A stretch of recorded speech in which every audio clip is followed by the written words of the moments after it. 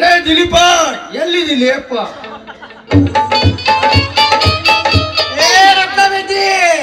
ಏ ಊರ ಏ ಕೆತ್ತ ನೀರಿಗಿದ್ದೀರಿ ಏ ರತ್ನ ಏ ಊರ ಹೊರತು ಮತ್ತೆ ಬರ್ಗೋತಲ್ಲೇ ಅತ್ತೆ ಮಲ್ಲ ಕಡೆ ಎಲ್ಲಿದಾರಿ ಮಾಯವಾರೆ ದುಂಡೆ ನಲಿರ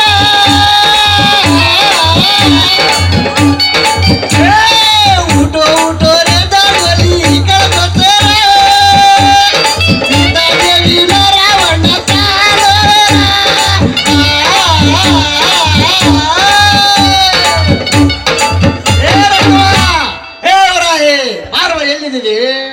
ಹಂಗ ಒದ್ರಬೇಡ. ಹಂಗ ಒದರಿದ್ರೆ ಅಂದ್ರೆ ನನ್ನ ಮಗ ಸಿಗಕ್ಕಿಲ್ಲ. ನೀನು ಹೆಂಗ್ ಒದ್ರಬೇಡ. ನೀವು ಒದ್ರಿದ್ರೆ ಒಂದು ಸಂಕಟದಾಗ ಆಗತ್ತಿಲ್ಲ. ನಾನ್ ನನ್ನ ಮಗನ ಹುಡ್ಕಾಕತ್ತೀನಿ. ಮತ್ ನಾ ಏನ್ ಹೆಂಗಸರು ಹುಡ್ಕಾಕತ್ತೀನಿ, ನನ್ನ ಮಗಳ ಹುಡ್ಕಾಕತ್ತೀನಿ. ನಾ ಚಲೋ ಮಾತು ಹೇಳ್ತೀನಿ, ನಿನ್ ಮಗಳಿಗೆ ಒಂದ್ ಸ್ವಲ್ಪ ಬುದ್ಧಿ ಹೇಳ್ರಿ. ನಾನು ಅದ ಮಾತಾ ಹೇಳ್ತೀನಿ ತಮ್ಮ ಯಜಮಾನ. ಸ್ವಲ್ಪ ನಿನ್ನ ಮಗು ಒಟ್ಟು ಒಳ್ಳೆ ಬುದ್ಧಿ ಹೇಳು. ನಾನು ಅದ ಮಾತಾ ಹೇಳಕತ್ತೀನಿ ನಿನಗೆ. ನನ್ ಮಗನ್ ಬುದ್ಧಿನ ಕೆಡ್ಸ್ಯಾಳ ಮಂಗ್ಯನ ಮಗಳು.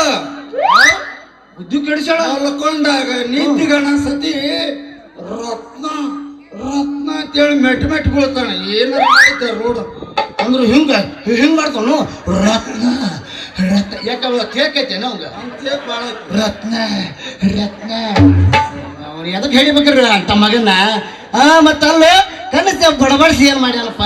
ಯಾಕೆ ಹೇಳ, ಮುತ್ತಿನಂತ ನನ್ನ ಮಗಳದು, ಬಂಗಾರದಂತ ನನ್ನ ಮಗಳದು ತಲಿ ಕೆಡಿಸಿ ಮೊಸರು ಗಡಿಗೆ ಮಾಡಿಟ್ಟನ ಮುಳ್ಳ ನನ್ನ ಮಗ ಬಂದ ನೀವು.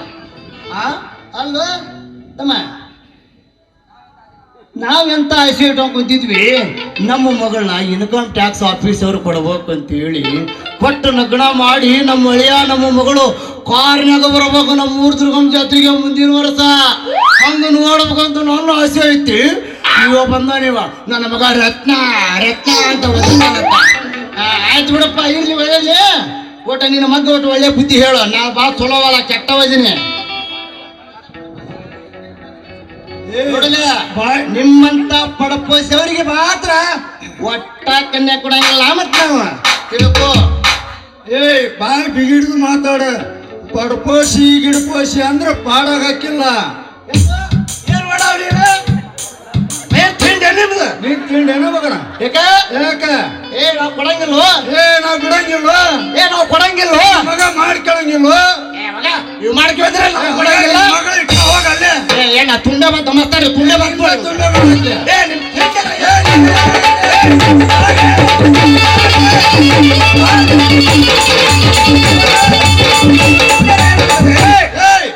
ನೋಡಿಲ್ಲ ನೀ ನೋಡಿಲ್ಲ?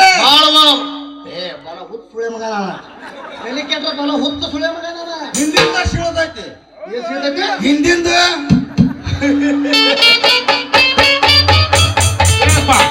ನೀ ಯಾಕೆ ಬೈಕಳಕ್ ಕೂತೀವಿ? ಮಾಡ್ಕೊಳ ನಾನು ಕನ್ಯಾ ಕೊಡೋ ನಮ್ಮ ನಡಬರಕ ಒದ್ರಾಯಿ ಸಾಯ್ಬೇಡ ನಿಮ್ಮ ಅವನಿನ.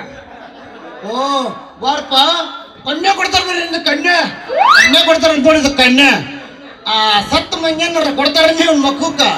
ಯಾಕ ದೊಡ್ಡ ಸಾಹೇಬ್ ನೋಡಿ ನೀವು ಕನ್ಯಾ ಕೊಡ್ತಾರ. ನೀವು ಕನ್ಯಾ ಆಮೇಲೆ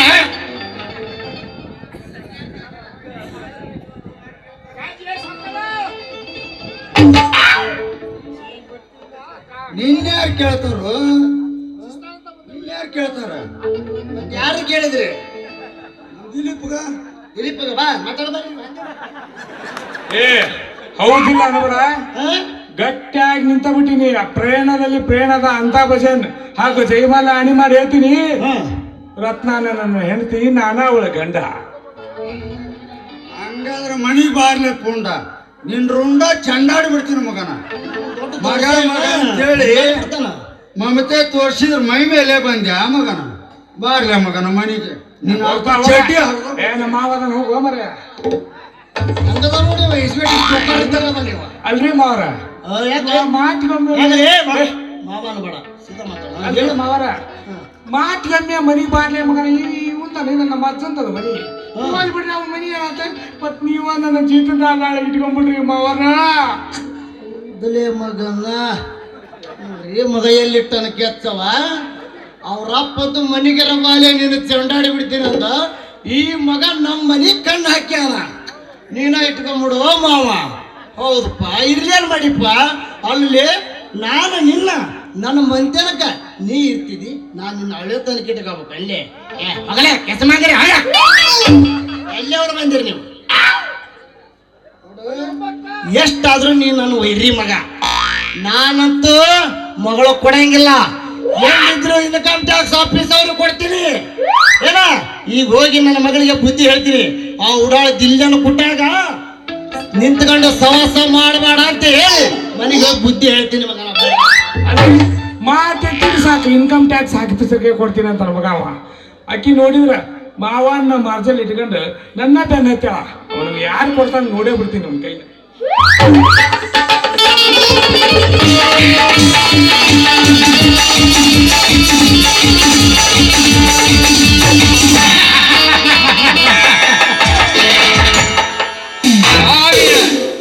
ಹತ್ತು ಸಾವಿರ ಜಗದೀಶ, ನಿನ್ನ ಸಾವು ತರಲು 10,000 ಬೇಕು. ಕಾರಣ ಮೈ ತುಂಬ ಎತ್ತರದಿಂದಿರುವ ನನ್ನಂತ ಕಿಲಾಡಿಯ ಜೇಬಿನ ಹಣ ಹೊಡೆದಿ ಅಂದ ಮೇಲೆ ನೀನು ಬರು ಜಾಣನಿರಬಹುದು. ಜಗದೀಶನ ವಿನ ಯಾರು ಹೊಡೆದಿಲ್ಲ ನನ್ನ ಹಣವನ್ನು. ಬಾಯ ಪ್ರಪಂಚದಲ್ಲಿ ಹಕ್ಕಿ ಅಂತ ಹಾರಾಡುತ್ತಿರುವ ಇನ್ನು ನಾನು ಆಸಿದ ಪುಷ್ಪಕ್ಕೆ ನೀನು ತುಂಬಿಯಾಗಿರುವೆ. ಅಂದ ಹಾಗೆ ನಿನ್ನಂತ ಹಸುಳಿಯ ಬಾಡಿನಲ್ಲಿ ಮಸ ಬೆರ್ಚುವುದು ಎಷ್ಟರ ಕೆಲಸ. ಈ ವಿಷ ಇರಲಿ, ನಿನ್ನನ್ನು ಶರಬರಿಗೆ ಕಳಿಸಿದ ಮರುದಿನವೇ ನಿನ್ನ ತಂಗಿ ಸಾವಿತ್ರಿ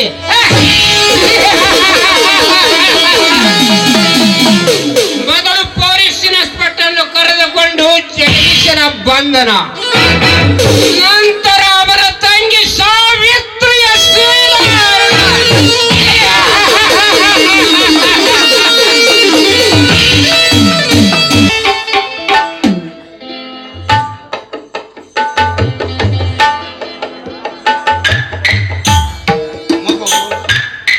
ಮಗು ಸಾವಿತ್ರಿ, ಜಗದೀಶ ಬರಲಿಲ್ಲವೇನಮ್ಮ? ಎಲ್ಲಿ ಹೋದರೋ ಏನೋ ಹಾಳಾದವು. ಮನೆಯ ಚಿಂತೆ ಇಲ್ಲದೆ ತಿರುಗುವ. ಶಿವ ಶಿವ, ಎಂತ ಮಗ ಹುಟ್ಟಿದ ನನ್ನ ಹೊಟ್ಟಿ. ಏನಪ್ಪ, ಯಾವಾಗ ನೋಡಿದ್ರು ಅಣ್ಣನಿಗೆ ಜರಿದು ಮಾತಾಡ್ತೀಯಲ್ಲ. ಈ ರೀತಿ ಮಾತಾಡೋದು ಸರಿಯಲ್ಲ. ಯಾಕಂದ್ರೆ ನಮ್ಮ ಅಣ್ಣ ನಮಗೋಸ್ಕರ ದುಡಿದು ಹಾಕುವ ಬಡ ಜೀವಿ ಇಲ್ಲ. ಇಷ್ಟರಲ್ಲಿ ನಮ್ಮ ಅಣ್ಣ ಮನೆಗೆ ಬಂದ್ರೂ ಬರ್ಬೋದು.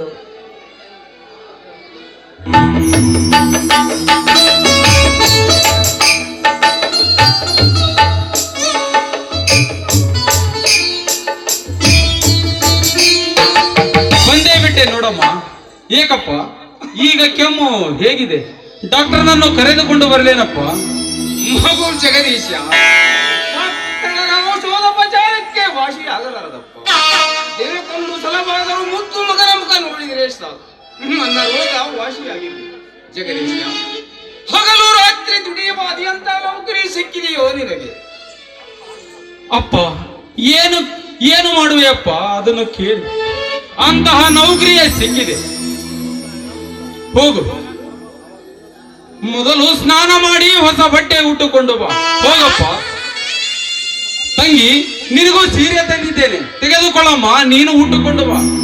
ಎಲ್ಲರೂ ಸಂತೋಷವಾಗಿ ಊಟ ಮಾಡೋಣ. ಜಗದೀಶ,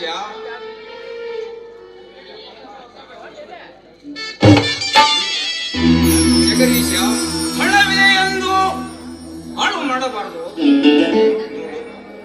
ನನಗೇಕಪ್ಪ ಹೊಸ ಬಟ್ಟೆ? ಹಣವಿದೆ ಎಂದು ಹಾಳು ಮಾಡಬಾರದು. ನೀನು 4 ಜನರಲ್ಲಿ ತಿರುಗಾಡು. ನೀನು ಹೊಸ ಬಟ್ಟೆ ಧರಿಸಿದರೆ ಚೆನ್ನಾಗಿ. ಮಣ್ಣಿಗೆ ಹೋಗಲು ಸಿದ್ಧನಾದ ಈ ಹಣ್ಣಿನ ಜೀವಕ್ಕೆ ಕಪ್ಪ ಹೊಸ ಬಟ್ಟೆ. ಅಪ್ಪ, ನಾನಿರುವವರೆಗೂ ನೀನಾವುದಕ್ಕೂ ಚಿಂತಿಸಬೇಡಪ್ಪ. ಮೊದಲು ಸ್ನಾನ ಮಾಡಿ ಹೊಸ ಬಟ್ಟೆ ಉಟ್ಟುಕೊಂಡು ಬಾ. ಹೋಗಪ್ಪ.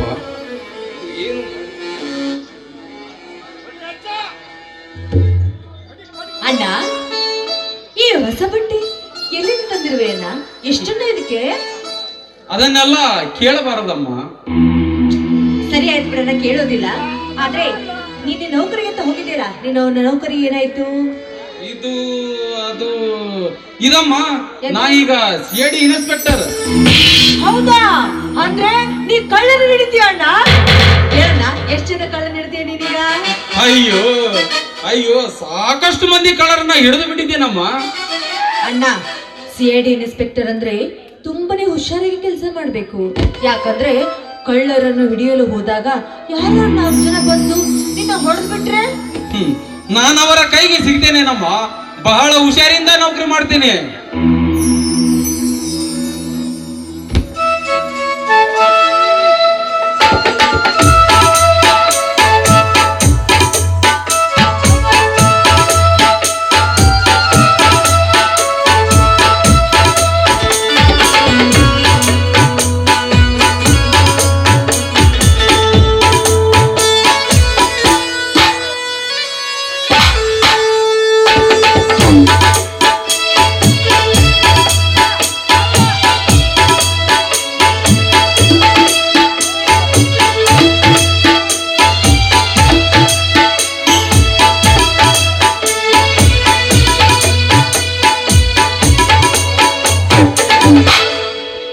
ನಿಮ್ಮಣ್ಣನ ಸಂಗಡ ಹಾಗೆ ಮಾತನಾಡುತ್ತಾ ನಿಂತಿರ್ತೀಯ.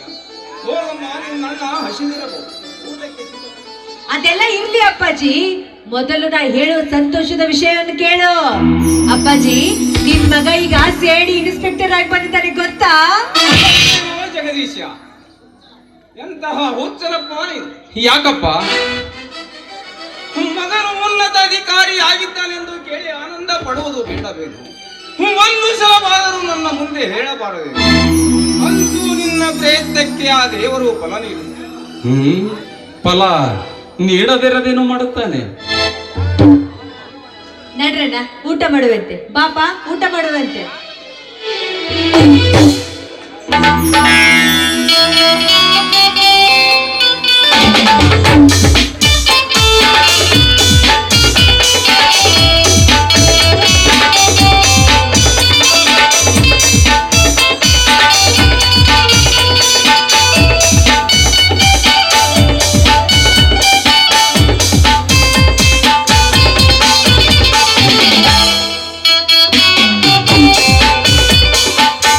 ಕೇಶಪ್ಪ ಗುಡದಪ್ಪ ರಣದೂರ್ ಅವರು ಕಂಪನಿಗೆ 500 ರೂಪಾಯಿ ಹೈರ್ ಮಾಡ್ತಾರೆ.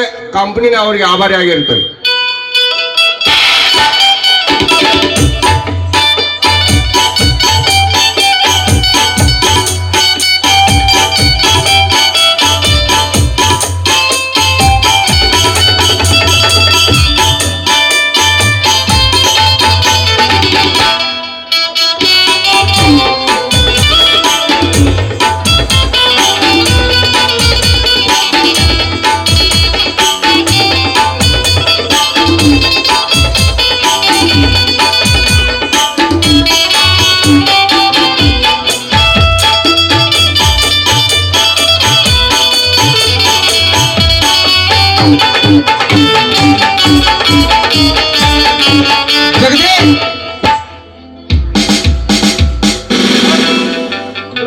Arrest him. ಕಾರಣ ಕಳ್ಳತನ ಮಾಡಿದ್ದಕ್ಕೆ. ಯಾರು ಹೇಳುತ್ತಾರೆ? ಹಣ ಕಳೆದುಕೊಂಡವರು ನಿನ್ನ ಎದುರಿಗೆ ನಿಂತಿದ್ದಾರೆ. BA ಕಲಿತು ಪದವೀಧರರಾಗಿ ಇಂಥ ಹೊಲಸು ಕೆಲಸ ಮಾಡಲು ನಾಚಿಕೆ ಆಗುವುದಿಲ್ಲವೇ ನಿನಗೆ? ಸರ್, ಇವರು ಸುಳ್ಳು ಹೇಳುತ್ತಾರೆ. ನಾನು ಕಳುವು ಮಾಡಿಲ್ಲ. ಸತ್ಯ ಅಸತ್ಯದ ವಿಚಾರ ನಿನ್ನ ಮನೆಯಲ್ಲಿ ಅಲ್ಲ, ಅಲ್ಲಿ ಪೊಲೀಸ್ ಸ್ಟೇಷನ್ ಅಲ್ಲಿ. ತಡೆಯಿರಿ ಸಾಹೇಬರೇ. ಜಗದೀಶ, ನೀನು ಕಳುವು ಮಾಡಿದ್ದು ನಿಜವೇನು? ನೀನು ಕಳುವು ಮಾಡಿದ್ದೆ ನಿಜವಾದರೆ ಅವರ ಹಣ ಇದೀಗ ನೀನು ತಂದು ಕೊಟ್ಟ ಹಣವು ಕಳುವು ಮಾಡಿದ್ದೇನು? ನೀನು ಕಳುವು ಮಾಡಿದ್ದು ನಿಜವಾದರೆ ಅವರ ಹಣ ಅವರಿಗೆ ಕೊಟ್ಟು ಬಿಡುತ್ತೇನೆ. ಮುದುಗುಬೆ ಅವನನ್ನೇ ಕೇಳ್ತಿ ತಾಯಿಗೆ. ಸಾಹೇಬರೇ, ಎಳೆದುಕೊಂಡು ನಡೆಯಿರಿ. ಪೊಲೀಸ್ ಎಳೆದುಕೊಂಡು ಬಾ ಅವನು. ನಿಂತ್ಕೊಳ್ಳಿ ಸರ್. ಅಣ್ಣ, ನೀನ್ ಕಳ್ಳ ಮಾಡ್ತೀನಿ ನಿಜಾನ ಅಣ್ಣ? ಹೇಳಣ್ಣ, ಯಾಕೆ ಸುಮ್ಮನೆ ನಿಂತ್ಕೊಂಡಿದ್ಯಾ? ಹೇಳಣ್ಣ. ಬಡತನ ಬಾಳಗಂಡೇಗಿಸೋದಕ್ಕಾಗಿ ನೀನೇ ರೀತಿ ಬಡತನದಲ್ಲಿ ಕಳುವು ಮಾಡುದು ಸರಿಯಲ್ಲಣ್ಣ. ಮಗು ಜಗದೀಶ, ಈಗಲಾದರೂ ಸತ್ಯ ಸಂಗತಿಯನ್ನು ಬೆತ್ತರಿಸು. ನೀನು ಅಪರಾಧಿಯಾದದ್ದೇ ನಿಜವಾದರೆ ಅವರ ಮನೆಗೆ ಕೊಂಡು ಬಿಡು.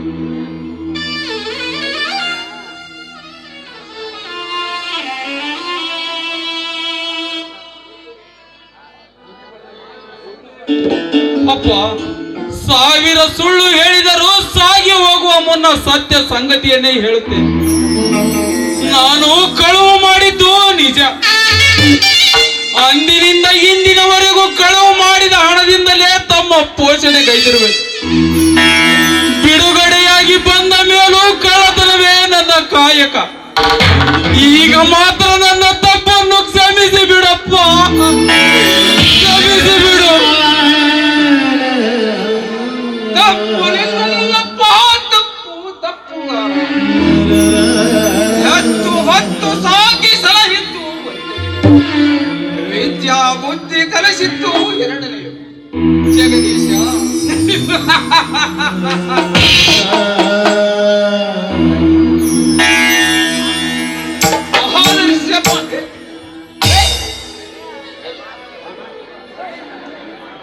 ಆದರ್ಶ ಬಾಳು ಸಾಧಿಸಿದ ರಾಮಜ್ಜನ ಮಗನಾಗಿ ಜನಿಸಿದ ಜಗದೀಶ. ಏಸಿ ಬಾಳು ಸಾಧಿಸಿದ ಆಶಾಜೀವಿಯೇ, ನಿನ್ನ ಮುಖ ನೋಡಲು ಸಹ ನಾಚಿಕೆಯಾಗುತ್ತಿದೆ. ಪೊಲೀಸರೇ ಮೊದಲು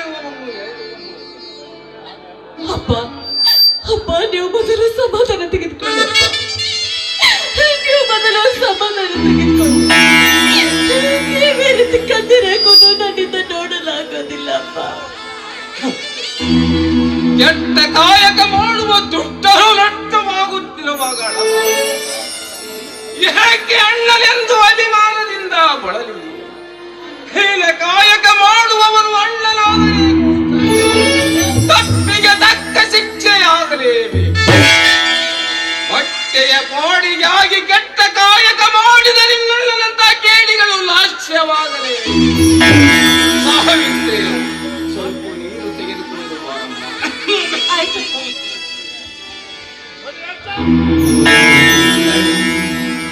ನನ್ನ ಮಗ ಜಗದೀಶ್ವರ, ನಾನು ಕಳ್ಳನ ತಂದೆ. ನಾನು ಕಳ್ಳನ ತಂದೆಯಾಗಿ ನಿಂದೆಯ ನುಡಿ ಕೇಳುವ. ನಾನು ಕಳ್ಳನ ತಂದೆಯಾಗಿ ನಿಂದೆಯ ನುಡಿ ಕೇಳುತ್ತ ಮಂದಿ ಬೆದರು ಮುಖವೆತ್ತಿ ತಿರುಗಲೇಬೇಕು.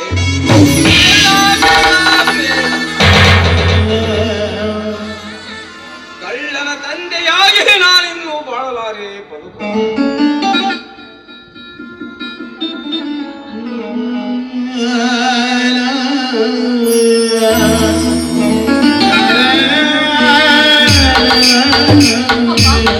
ಏನಾಯ್ತಪ್ಪ? ಸತ್ಯ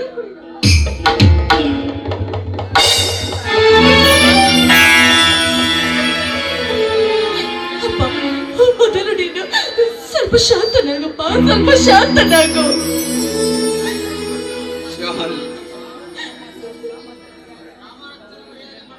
ರಾಮಜ್ಜನ ಮರ್ಯಾದೆ ಮಣ್ಣಾಯಿತಮ್ಮ. ಇನ್ನು ಏನಾಗಬೇಕಾಗಿದೆ ಸಾವಿತ್ರಿ? ನಾನು ಕಳ್ಳನ ತಂದೆ, ನೀನು ಕಳ್ಳನ ತಂದೆ. ನಾಳೆ ಸಮಾಜ ಕಳ್ಳನಿಗೆ ಜನ್ಮ ಕೊಟ್ಟ ರಾಮಜ್ಜನೆಂದು ಕೇಕೆ ಹಾಕಿದ ಆ ಕಳ್ಳ ಕಠೋರ ಶಬ್ದ ಕೇಳುವ ಮುನ್ನವೇ ನಾನು ಮಡಿಯುತ್ತಿದ್ದೆ. ಯಾಕಪ್ಪ, ಯಾಕೆ ಈ ರೀತಿ ಮಾತಾಡ್ತಾ ಇದ್ದೀಯ ನೀನು? ಸ್ವಲ್ಪ ಶಾಂತನಾಗ್ಬಾರ್ದೇನಪ್ಪ? ನಿನ್ನ ವಯಸ್ಸಿಗೆ ಇದೆಲ್ಲ ಬೇಕೇನು? ಓಂ ಓಂ ಶಾಂತಿ. ಆ ಶಾಂತಿ ಸಿಗುವ ಸ್ಥಳವೆಂದರೆ ಅದೇ ನನ್ನ ಸೀತಾ ನನ್ನನ್ನು ಕರೆಯುತ್ತಿದ್ದೆ. ಬರುವೆ ಸೀತಾ, ನಿನ್ನಿದ್ದಲ್ಲಿಗೆ ನಾನು ಬರುವೆ. ಸೀತಾ, ನೀನೊಬ್ಬಳೇ ಅಲ್ಲಿ ಕಾಲ ನೂಕಿ ಬರುವೆ ಸೀತಾ, ನಾನು ಬರುವೆ. ಅಪ್ಪ, ಇದ್ರಲ್ಲಿ ನಾವು ಮೋಸವಿದೆ ಅಪ್ಪ. ನೀ ಸ್ವಲ್ಪ ಸಮಾಧಾನ ತೆಗೆದುಕೋ. ನನ್ನ ಈ ರೀತಿ ಕಳ್ಳತನ ಮಾಡೋಣಲ್ಲ. ಇದ್ರಲ್ಲೇನೋ ಮೋಸವಿದೆ ಅಪ್ಪ, ಮೋಸವಿದೆ. ಮೋಸ ಎಲ್ಲಿದೆಯಮ್ಮ ಮೋಸ? ಇದೀಗ ಇನ್ನಣ್ಣನೇ ಹೇಳಲಿಲ್ಲವೇನಮ್ಮ? ನಾವು ಕಳುವು ಮಾಡಿದ್ದು ನಿಜವೇ.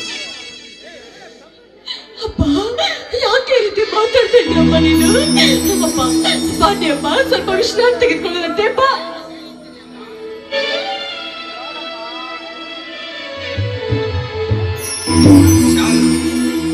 ಎಲ್ಲಿದೆ ಅಮ್ಮ ಶಾಂತಿ? ನಾನಿನ್ನು ಉಳಿಯಲಾರದಾಗಿ ಮಗಳ ಮದುವೆಯ ಮಾಡದ ಹೇಳಿ ತಂದಿ ಎಂದು ಶಪಿಸಬೇಕಮ್ಮ. ನನ್ನ ಕಳ್ಳನಾಗಿ ಕೈಗೆ ಕಪ್ಪಿಡದ ಕಡಗ ತೊಟ್ಟು ನಾನು ಮಸಣದ ಯಾತ್ರೆ ಮಾಡು ಒಂಟಿಯಾಗಿ ಮುಂದೆ ನೀನು ಹೇಗೆ ಜೀವಿಸುವೋ ಮಗಳೇ? ನನ್ನದೊಂದು ಮಾತು ನಡೆಸಿಕೊಡುತ್ತೀಯ ಅಪ್ಪ, ನಿನ್ನ ಪಾದ ಸಾಕ್ಷಿಯಾಗಿಯೂ ಹೇಳುವ ಮಾತನ್ನು ನಾನು ನಡೆಸಿಕೊಡ್ತೀನಪ್ಪ. ಅದೇನಂತ ಹೇಳಿ ಅಪ್ಪ.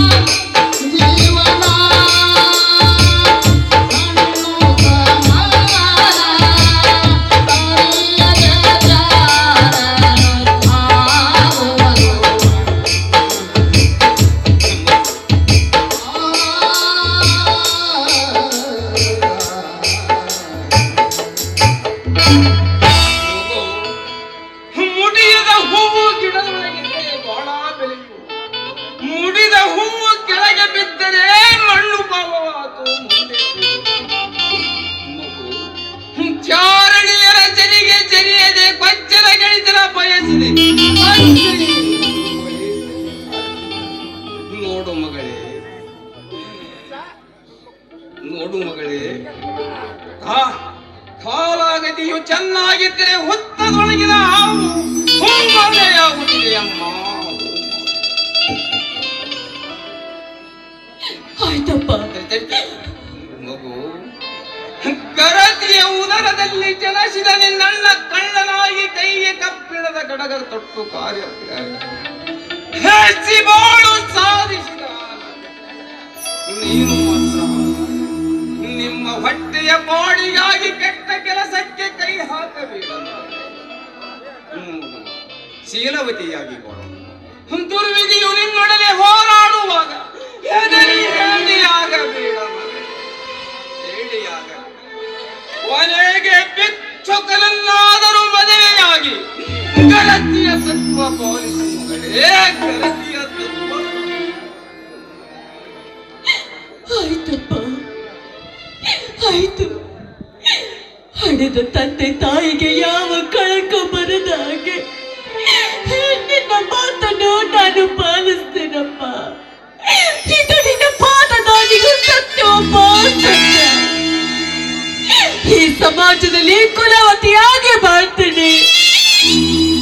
ಅಷ್ಟೇ ಅಲ್ಲಪ್ಪ, ನೀನಿಟ್ಟಿರುವ ಈ ಸಾವಿತ್ರಿ ಎಂಬ ಹೆಸರಿಗೆ ಯಾವ ಕಳಂಕು ತರೋದಿಲ್ಲಪ್ಪ, ಯಾವ ಕಳಂಕವೂ ತರೋದಿಲ್ಲ. ಇದು ನಿನ್ನ ಪಾದದಾನಿಗೂ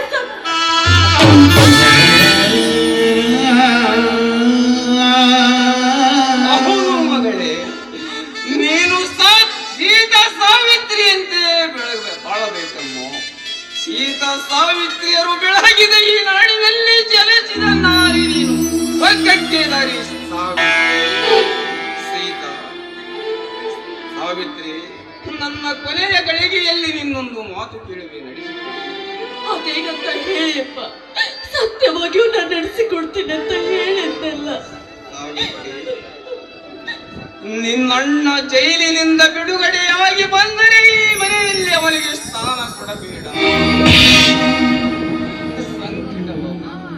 ಸಂಕಟವಾಗುತ್ತಿದೆ